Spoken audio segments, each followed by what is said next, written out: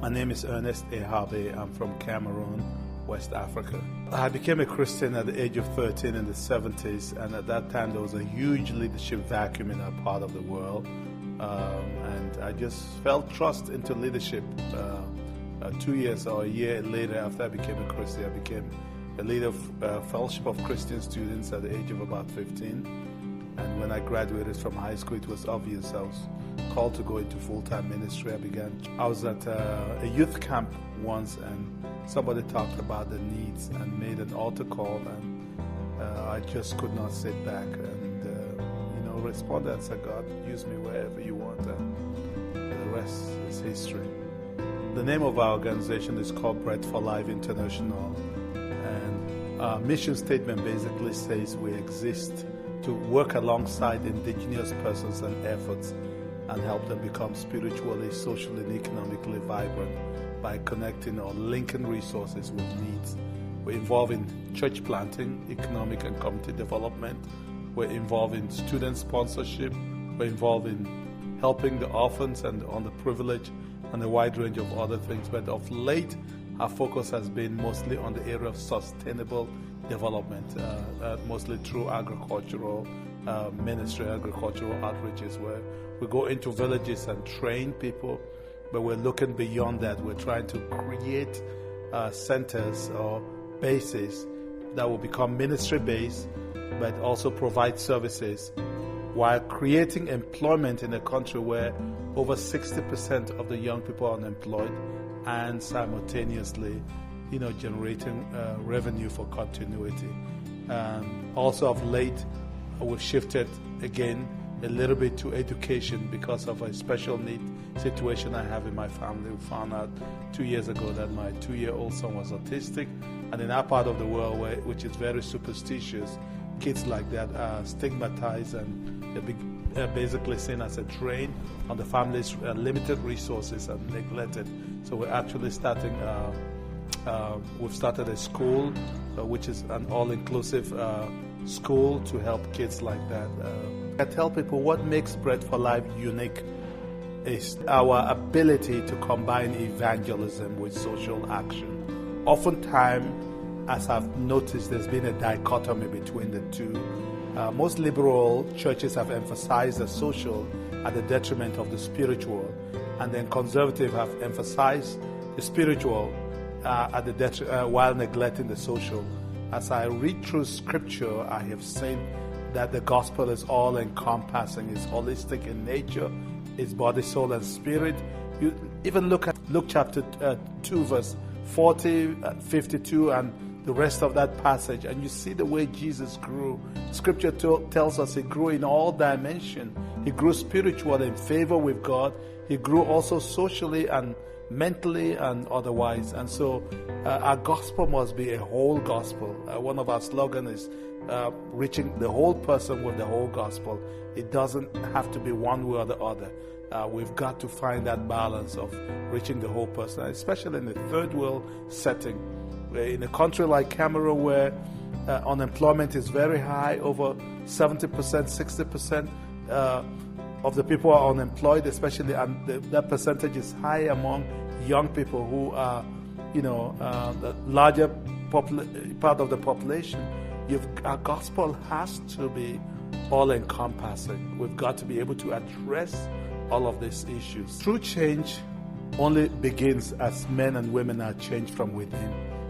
We can do all the social things, we can change, we could help, and all the other things. If people are not changed from within, there's still no change. So true change will begin as people begin to change, and that's why the gospel of Jesus Christ is preeminent, because it alone has the power to bring change. Paul said, I'm not ashamed of it, because it's the power of God unto salvation. And if you read history, you'll find out that people who make the greatest impact were evangelicals, were people like William Wilberforce and all the rest were not just Christians, but there were people who believed that God could use them to exert change in their world. A classic example is among the Baka Pygmies. The Bakas are probably one of the most neglected and one of the most unreached tribal groups in our part of the world. They still live like the Stone Age people. And about 20 years ago, we began reaching out to that group who camp out. They were just, living like Stone Age people. They wandered from place to place.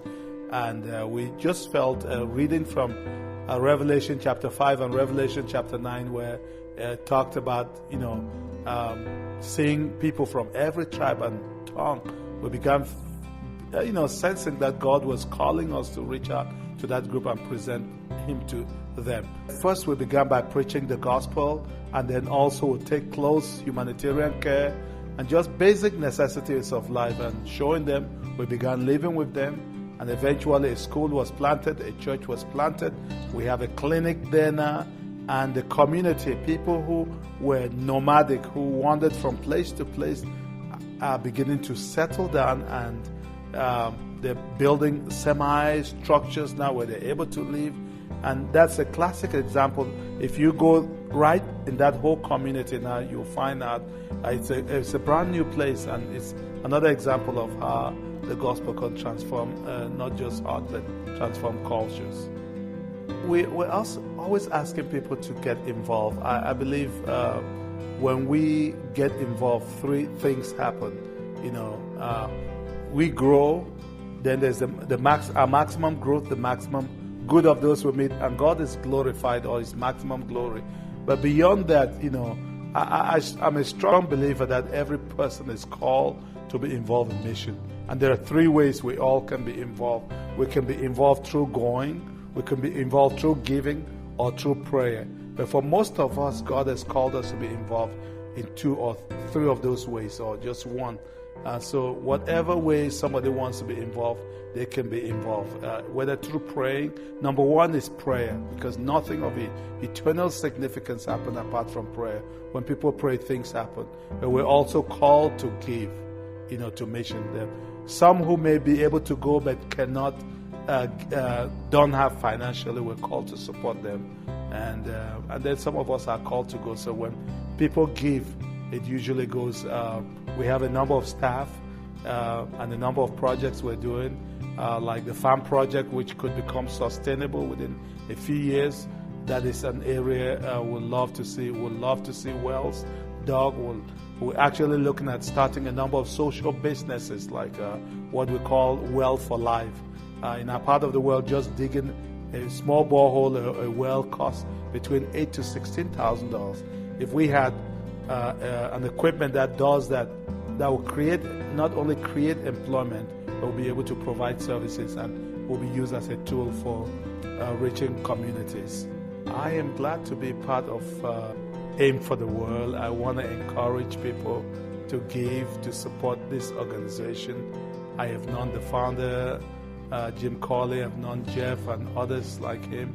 They're passionate. I want to encourage people to give through Aim for the World and to support, come behind them, support them so that they can cover the administrative cost, but also help missionaries that they really want to help. And I want to encourage people to come on short-term missions through Aim for the World. We'll be more than glad to put things together, trips together, for people to be able to come.